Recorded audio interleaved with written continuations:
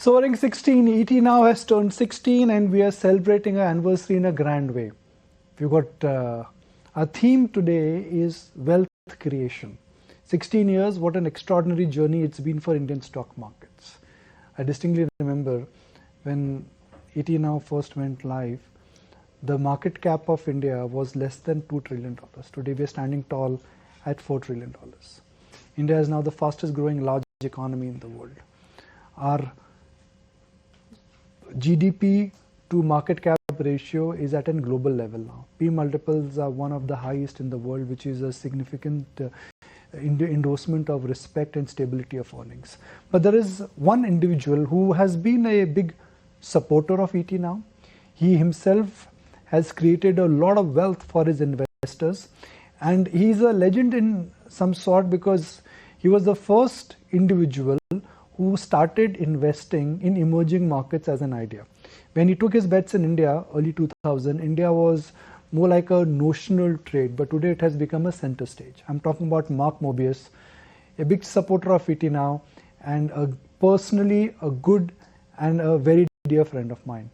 So Mark, always a pleasure to have you on ET now. Thank you for being a mentor to our viewers, a friend at a personal level, and a big supporter of the channel.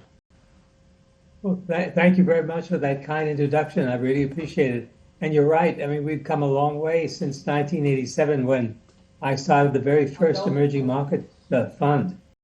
But by the way, I do want to mention while I'm on the air, my new book on investing in markets around the world. I hope your readers, the people will listen and read my book about investing and the Book of Wealth, which is published now in India.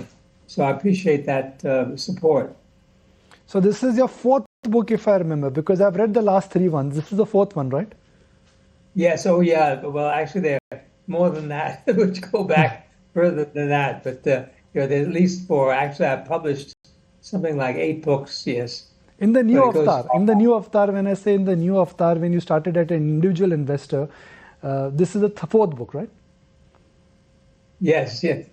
This is another book that I'm following up. But I've written books on inflation, as you know, the inflation myth, and I've written a number of other books, different books on emerging markets. So I'll start with inflation, something which in a sense is a prompt for my question. Last 16 years, we've seen inflation artificially low. Every time it appears that inflation is making a comeback, inflation, in a sense, the scare goes away. Today, as we speak, global inflation is under control. And in India, inflation is at a multi-year low. What role do you think inflation will play for markets in coming years? Inflation will always be with us because governments tend to print more currency than what is required by the economy. And there's, generally speaking, central banks will increase the currency outflows by at least 2% a year. So what does that mean? That means that you've got to be in the equity market because the equity market adjusts for the inflation. Because companies do not just sit by and keep the same prices. They keep on raising their prices in line with the increasing inflation. So the only way to beat inflation is by investing in good companies with good earnings that have dividends and are rising their prices in line with inflation, in fact, in excess of inflation. Mark, when we spoke to you last time, you said that India was your largest global position and you were excited about the investments you had made. What is your stand in India after the recent run-up in the market? I'm still very bullish on India. There's so many bargains to be had. In fact, I was just looking at the market before we came on the air, and I'm very bullish. There's so many great companies with good earnings, with very strong return on capital, etc. So there's always going to be an opportunity in India in one way or the other because the stocks do not move up. Some of them go down and they present opportunities. What was your large investment in India, Mark? And give us the thought process behind this. Well, I have a new fund that I've started, and we're now waiting for permission to enter the Indian market. Hopefully, it'll happen within the next few weeks. And when that happens, of course, I will be bringing this new portfolio up to at least 30 or 40% in India, because India is really at the top of my mind. And there's so many great opportunities. I was just looking at some stocks today, and you've got some companies like Sat Industries and companies like that, which look really interesting and are moving up very nicely. So there's lots of opportunities. Can I request you to repeat it again? What is looking interesting to you? In terms of the market, we don't look at sectors alone. We look at companies to begin with. But generally speaking, companies in India that are in the software industry or in the tech industry tend to be interesting and better buys. But the Indian market is so wide that we should like to look at companies that have an up on technology, companies that are using technology to improve profitability. So that's where we're looking at it. It can be in any sector. It can be in consumer, it can be in travel, it can be in anything, as long as they're using technology to increase their margins, increase their profitability.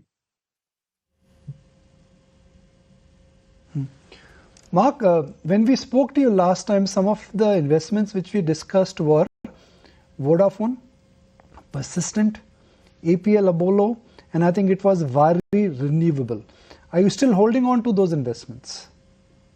No, not all of them. Some of them we've sold for the other fund that we have in the UK, but we're holding on to most of those. It depends on what the status of the portfolio. We're running a few portfolios. But we're constantly rejiggling our markets, because at the end of the day, some of these companies are moving very fast. And when they move up too fast, then we will want to take profits and move on to something else. So which are the positions you're still holding on to out of the names I mentioned, and which are the ones you've squared off? Yes, that's right. No, I'm saying which are the ones you've sold and which are the ones you haven't sold out of the names which I just flagged off. Well, we've sold a few of them, but most of them we've held on to. When I say sell, very often we're still holding them, but we're just reducing the weightings. So that's what we're doing. Mark, you've been a big votary of IT, and you just mentioned that IT stocks are looking strong. But why are they looking strong? Because this is one sector where growth is single digit and P multiples are in their early 20s or late teens. Does it make sense to buy a sector which is marked with disruption, that is AI, and where growth in a sense is now threatening to remain in single digit for many more quarters? Well, the situation is not necessarily what the companies are doing now, but what we expect them to do in the future. And that's the reason why a lot of these IT stocks are moving up, because the market expects them to accelerate earnings. That's really the story. So we're looking forward. So even though the historical growth has been, let's say, 10% a year, the future growth may be much more. And that's what the market is looking at. I'm not saying that all these stocks are buys as a result of this kind of thinking, but many of them are, because the expectation of future growth is there. Mark, at the beginning of the year, or about same time last year, the narrative was go back to China. Go back to China because it is cheap, it has underperformed for a long period of time, and the economy was getting ready for a jump start. But that long-lived China trade has completely petered away. Why is that, and what it means for India? Well, the interesting thing about China is there is a good possibility of a regime change. In other words, the news we're getting out of China is that Xi Jinping is probably on the way out. What does that mean? It means that China will probably move away from a government-oriented market. In other words, emphasis on government companies, to a more private enterprise market, which will be very bullish for the market generally. So if you look at the Chinese market, you'll see that it's beginning to move up very nicely. So they're anticipating a change in the entire structure of the government, and the Communist Party orientation towards government-owned companies will move away towards the private sector companies. And that will be very, very good for the market generally.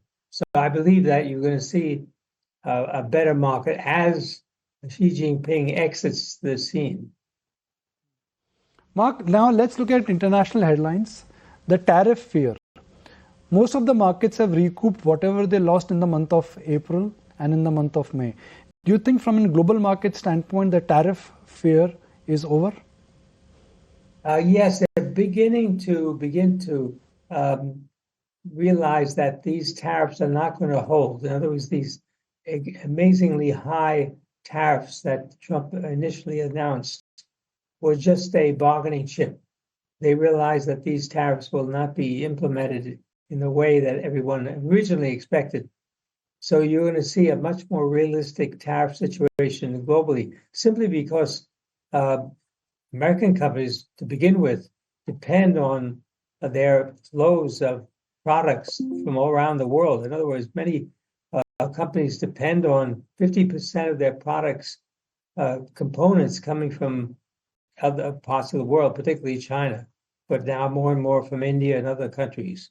So I think the market is beginning to sense that and realize that, hey, this tariff war situation is not going to last forever, and we're going to probably get to a more stable situation. And as you know, the Americans are already signing agreements with a number of countries around the world, and that's going to continue. Mark, have we reached what could be called as a long-term peak for the dollar? Because even though tariffs are good for America, and the current administration is working on an austerity program for the U.S. Administration, the dollar is still weakening, and the dollar index is down a good 10% from its recent high. So, do we have a long-term peak in dollar now? I think the dollar will remain somewhat weak. It won't get weaker from where it is now, but it'll remain probably at these levels. People realize that at the end of the day, you can't get away from the dollar as a trading currency. And by the way, the news now coming out of Washington, D.C. is the possibility of a crypto or stable coin, which will be very bullish to some extent for the US dollar. So we have to watch that carefully, because if we have a stable coin in dollars, then the dollar usage will increase globally. The other headline, Mark, are geopolitical tensions, at least in Middle East, what's happening between Israel and Iran. From a market standpoint, how crucial is that? How important is that? It's very, very crucial. And the big question mark is whether the U.S. will get involved in joining Israel to attack Iran. That is going to be a big game changer if it happens. It will not be good for markets. So we have to watch this very, very carefully, because if the U.S. gets heavily involved in a war in Iran, that could be a big, big problem for the U.S. market and for the U.S. in general. So we have to watch this very carefully.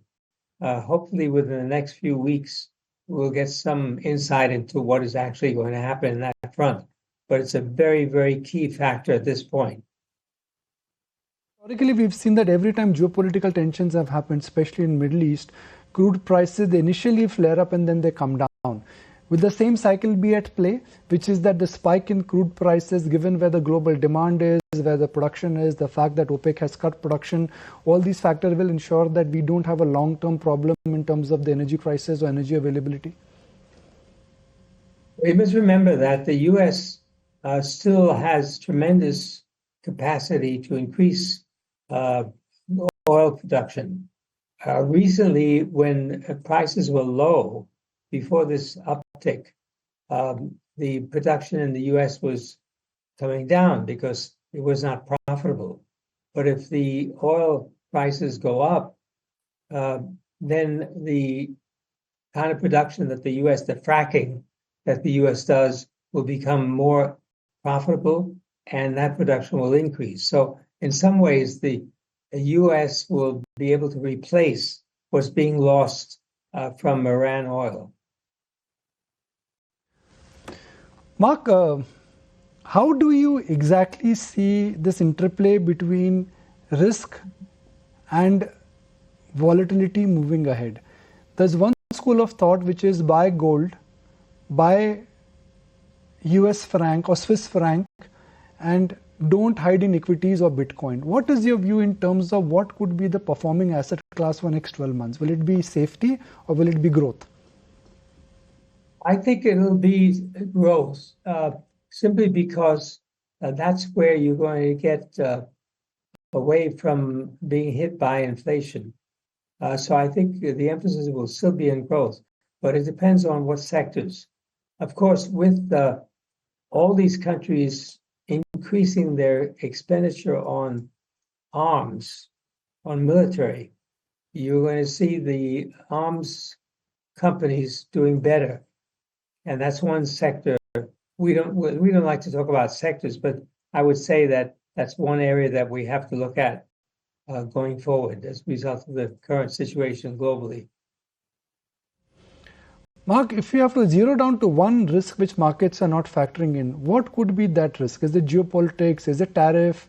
What else to your mind is something which is the unknown and markets are not pricing in? And I'll extend that question. For example, like you mentioned, tariff is something which markets are already pricing in. So whatever happens on the tariff front, that is in the price.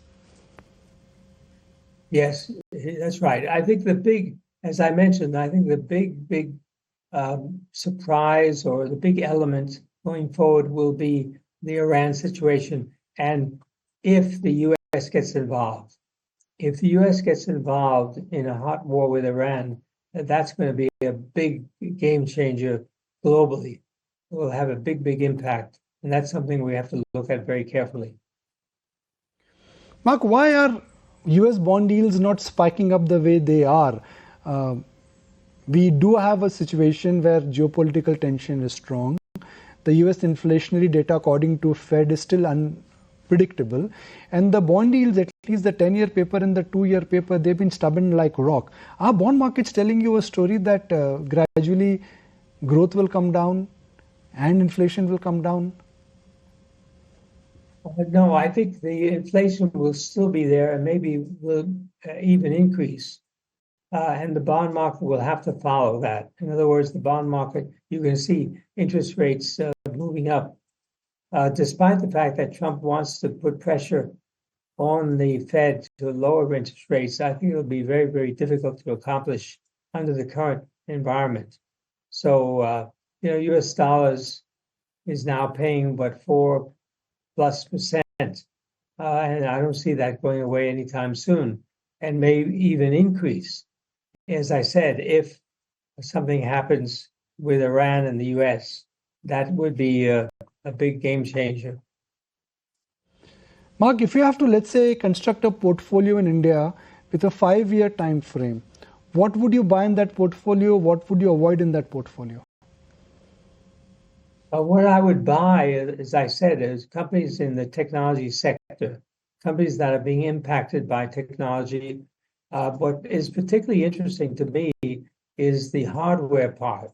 As you know, India already is a big software producer and exporter, but going forward, I believe they're going to be more of a hardware, technology hardware producer and exporter, and that's one sector we have to look at. And of course, as I mentioned, defense will be increasingly important, and infrastructure.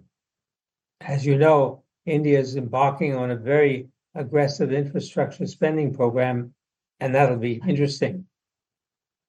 Why is that themes like automobiles or consumer or large financials, which is favorite for foreign institutional investors, that is not fitting in the way you invest? Of course, consumer will continue to be important in India, but we have to pick and choose very carefully, because some of these consumer sectors are not going to do as well as the sectors I just mentioned. However, there's some companies in the retail sector that are interesting to look at, and this is something we have to look at.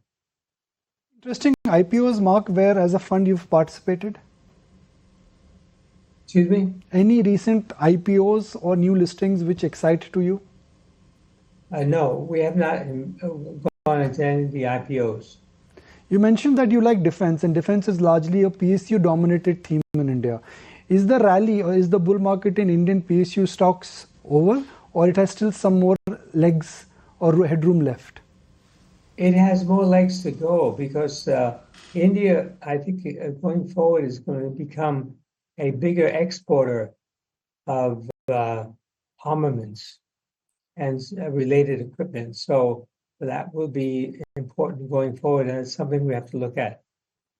Do you only like defense within the Indian PSU basket because the Indian PSU basket is quite large and quite mass? It has metal names like SAIL, Hindustan Zinc is a private company now, but it does have SAIL and Nalco. Then you've got railway names. Then you've got banks. Do you only like defense within the PSU space, or you also like other PSU themes? I would say, if I was pressed, I would say defense is important and something we would want to look at going forward and continue to invest in. But we're very much company oriented, so we like to focus on companies that have a good return on capital, higher earnings, of course, and it could be in any sector. But as I mentioned, the defense sector probably looks very interesting going forward. I have a follow-up question on defense, Mark. Some would argue back and say that, okay, this is a great theme, but is everything in the price? P multiples are 60, 70, even 100 times for some PSU defense stocks now. Yeah, actually, we don't look at PE multiples very much. We prefer to look at companies that have, of course, rising earnings, but more importantly, a high return on capital and low debt. Those are the companies, despite the price-earnings ratios, will do very well going forward. Well, Mark, it's our birthday, and it's a special day for our viewers. And when Mark Mobius is there on our anniversary day, I'm sure he's got a birthday present for our viewers, and a birthday present for our viewers would be a money-making idea. So how about you giving or sharing a birthday present with our viewers?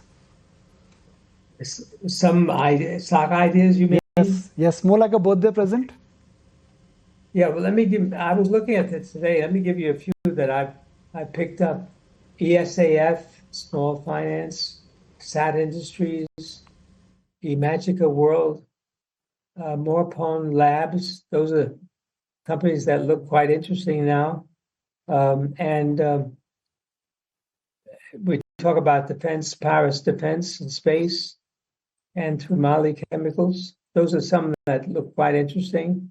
And if you look at the breakouts, Swiggy is one, Aban Offshore, GRM Overseas.